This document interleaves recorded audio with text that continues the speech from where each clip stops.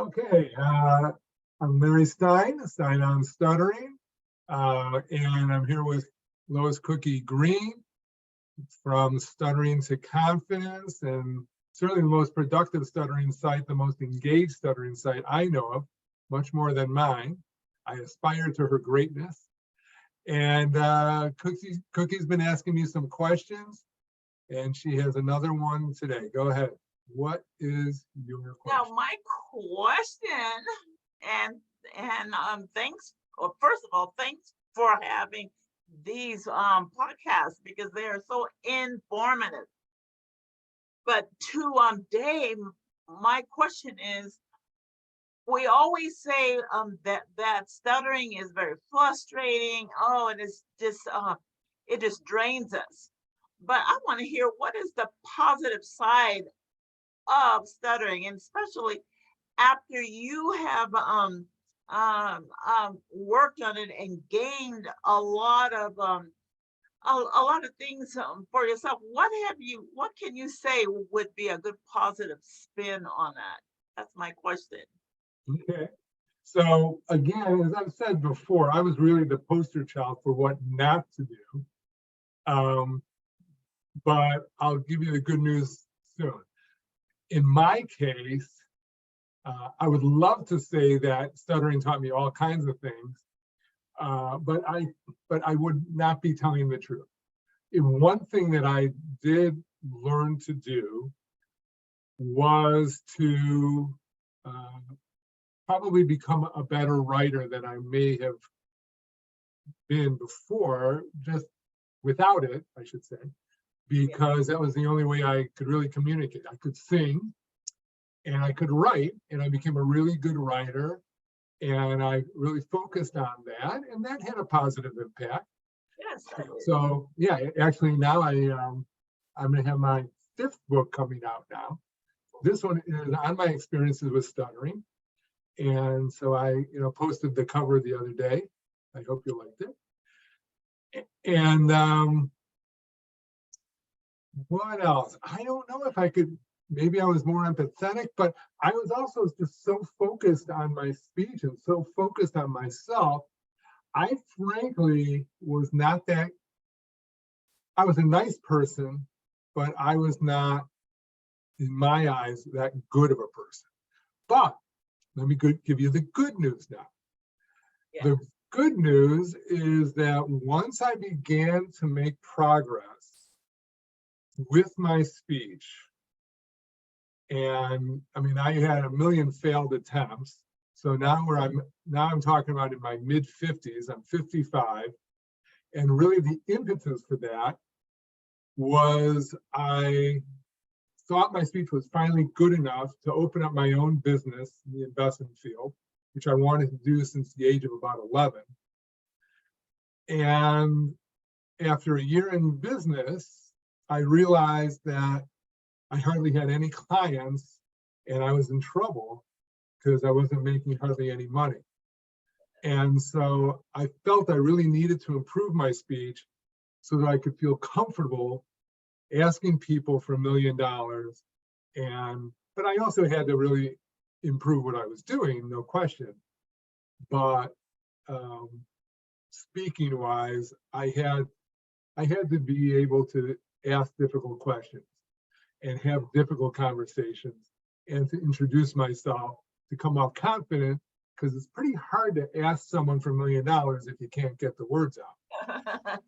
I mean, they're not likely to jump at that.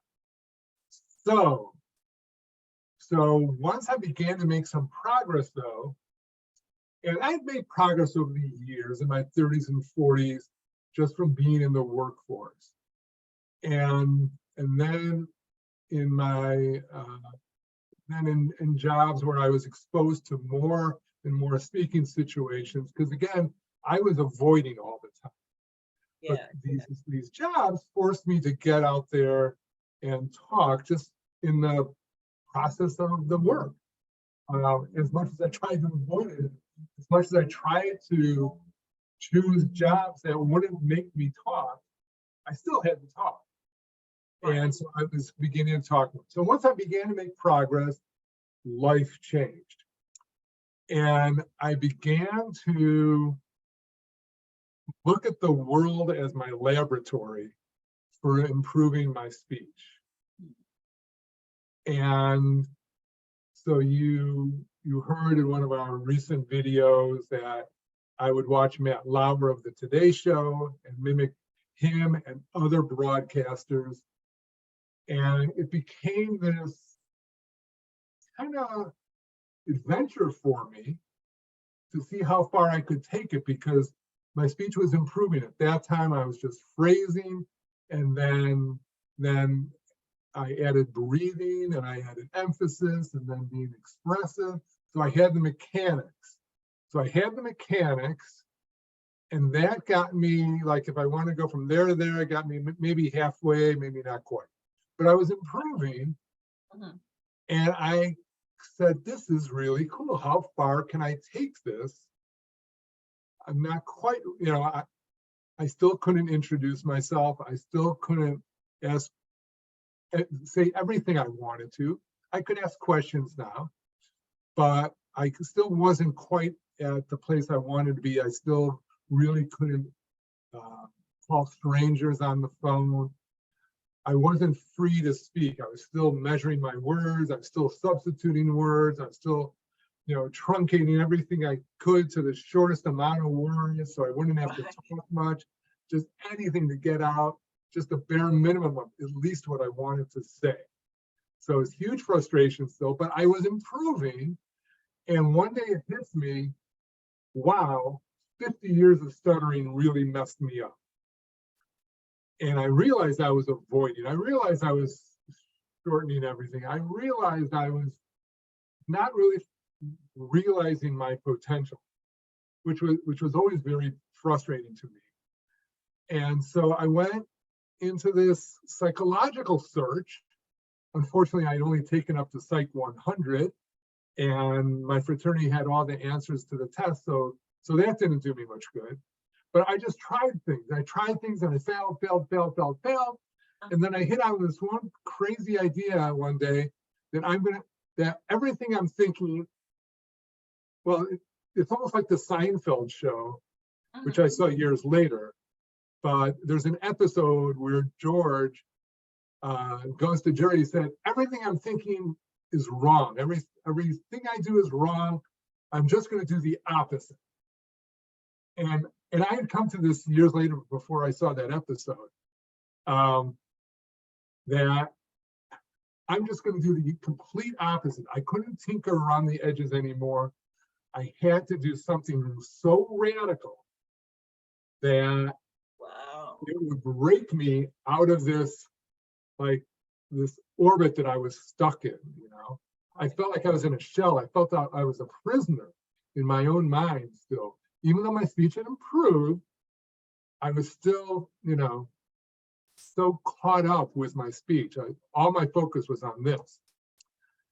And so I went on this crusade. I went on this adventure using the world as my laboratory, and I would do the opposite. And I would walk around and I'd be talking to people, and all of a sudden I'd realize, wow, I'm avoiding. Wow, I'm doing this. I'm doing that. I'm going to do it. And I would literally do this right in front of people. I do this, I do the opposite. And if I was shortening my sentence, I would lengthen. I would go on and on and on. If I were avoiding something, I would go right to it.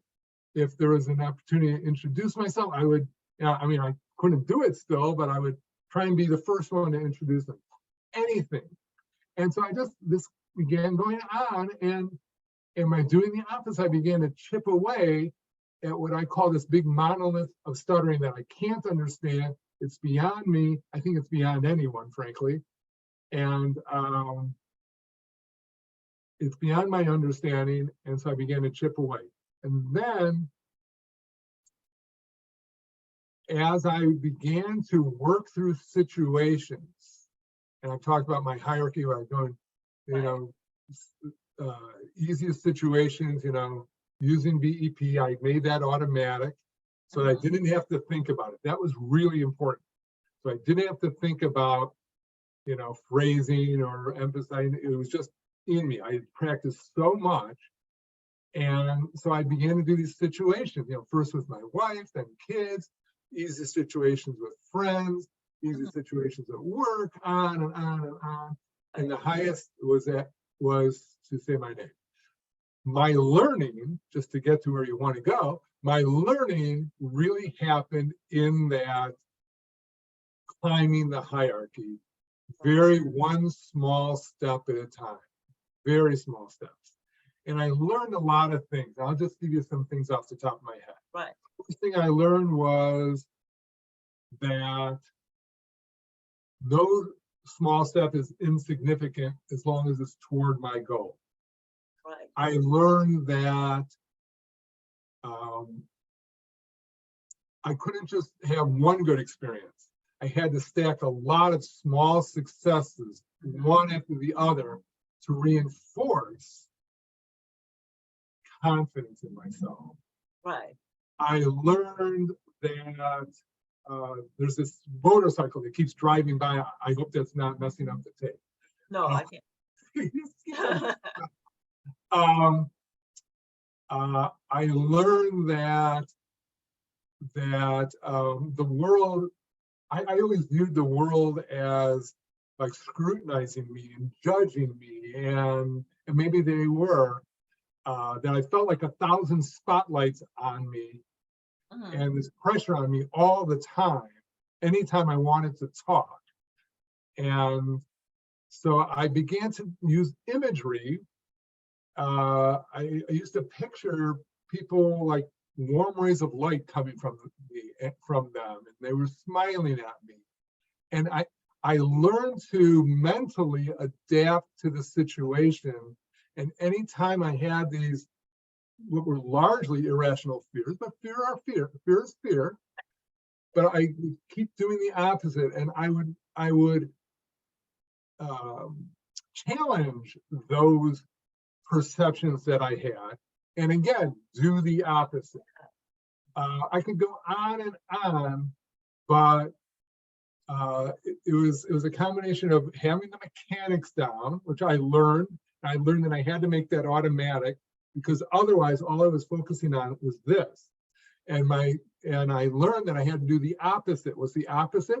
Focus on other people. So my focus right now is on you and on trying to give the information that you want, and perhaps other people will want to hear.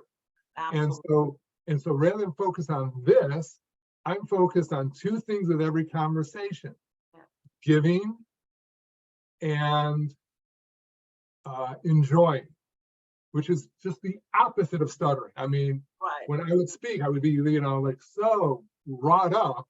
I said, Mhm. I'm just going to do the opposite. I'm going to enjoy and I'm going to give. So those are some of the things that I learned in my journey after I began to make some progress. And that's why, and I may have said this before, that you may not think you're ready to take on your stuttering. Right. And you might be right. You might be right, because I wasn't ready either. But once you start making some progress, and if you have a strategy that makes sense, and to me, breathe emphasize phrase made sense. That was my start. Right. And that made sense to me because that's just how good speakers speak. Mhm. And once I began to make progress, it's like you begin to gain the resourcefulness. You begin to gain little shreds of confidence. You begin to gain the wherewithal to make it work. And so that's what I learned, my friend. Powerful stuff. I think this is good. This is good. Okay? Yes, that answered it very well. And one thing I wanted to tell you is that I can't wait to hear about this book, because Oh, I'm thank sure you. that you're telling your story in that. Oh God, I can't wait to get one. I Yeah. want to Oh, read. Yeah, we we might even talk a little bit about that book for my next question that I'm ask you. We're gonna dive in to that's that great. book. But Yeah. anyway, So yes. So thank you for that. Thanks for Thank having. you. Yes. Thank you. Look forward to our next chat. Yes, as always. As always. All right. Talk to you soon. Bye-bye. Bye bye. Thank you so much.